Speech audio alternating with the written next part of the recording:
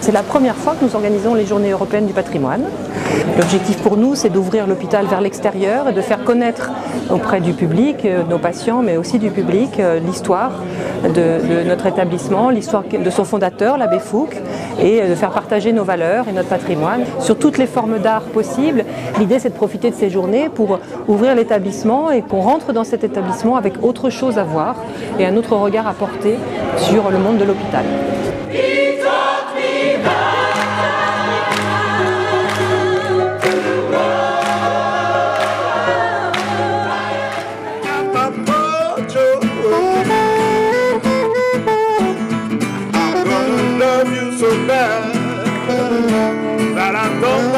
To do.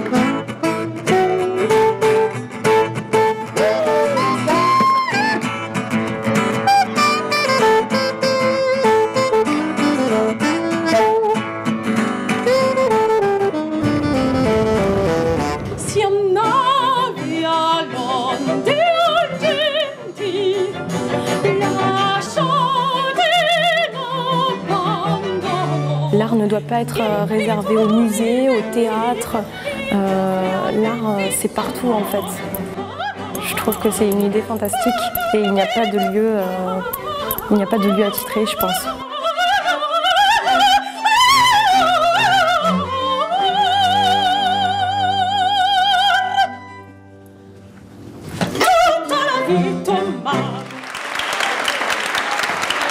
On a voulu aussi mettre des spectacles qui rentrent dans les valeurs qu'on voulait transmettre. Donc par exemple ce concert ce soir, c'était tout à fait ça, raconter notre histoire en la mettant en musique. Les personnes âgées qui ont la chance des fois de venir voir des concerts, au moins ça leur fait un cadeau juste pour eux.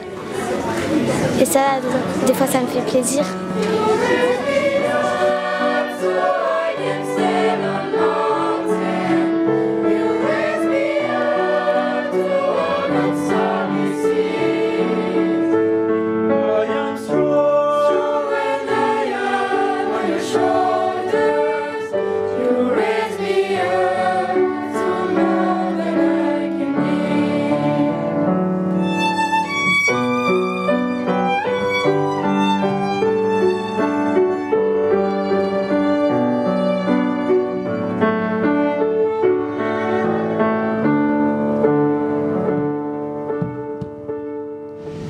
Cette année, la thématique nationale est l'art du partage. C'est vraiment une volonté que l'art soit quelque chose qui participe à la vie de l'hôpital pour à la fois le personnel, les patients, et permettre au travers de tous ces artistes et de tout cet art de communiquer, de partager ensemble. C'est pour ça que c'est l'art du partage, avec le partage et l'art.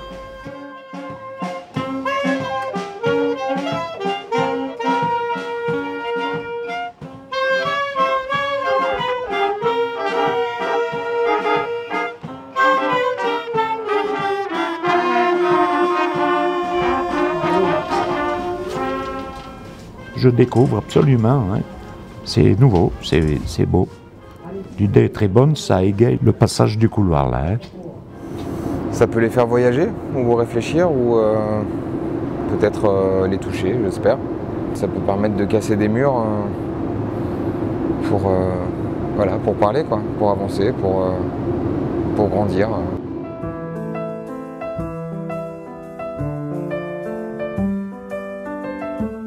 Le but a été de valoriser en fait tout ce personnel, les femmes de salle, les infirmières, les aides-soignantes, les médecins, enfin tout ce monde de la santé qui œuvre dans un anonymat aussi, pas toujours mis en valeur.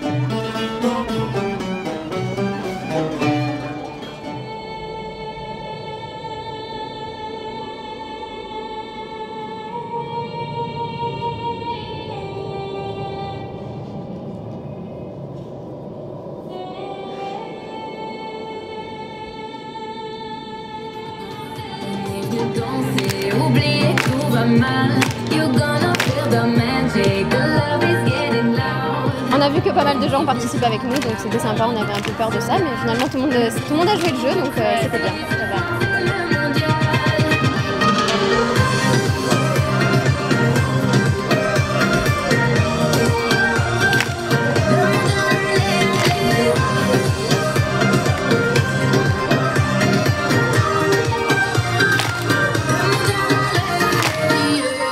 On a vu tout à l'heure un spectacle de jeunes filles qui était très bien, avec plein de joie et tout, voilà. Que dire de plus, bonne initiative, des gens bien, voilà.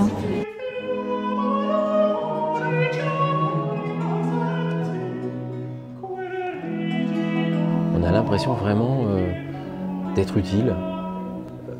C'est presque un repas qu'on partage quand on joue dans ces conditions-là.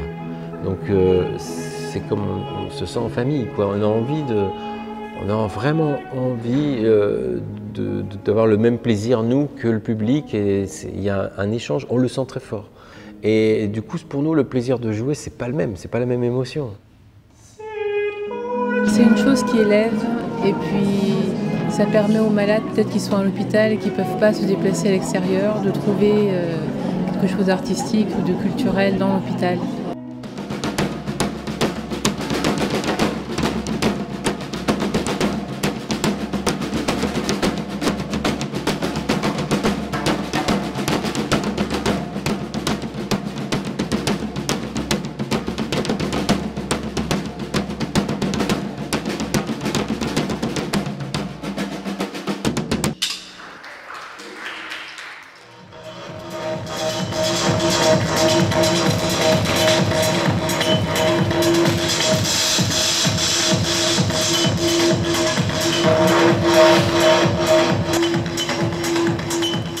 La danse, ça apporte du bien-être. Quand on voit un ballet, on est content, c'est comme voir un tableau, c'est que c'est de l'art.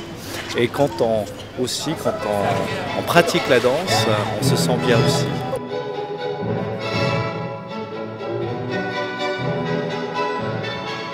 On se rencontre sur un travail dans la durée entre l'école d'art et l'hôpital qui vise à proposer à de tout jeunes artistes d'investir l'Atrium qui est complètement ouvert sur l'hôpital et la vie de l'hôpital. Le message, c'est un message de vie et c'est un message d'ouverture vers le monde.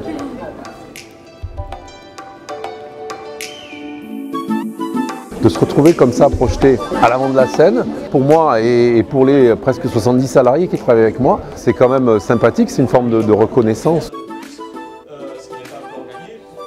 On découvre un Pagnol assez inattendu. C'est le Pagnol qui a une vision politique très affirmée, mais il passe par des chemins de traverse qui sont ceux de la fiction historique.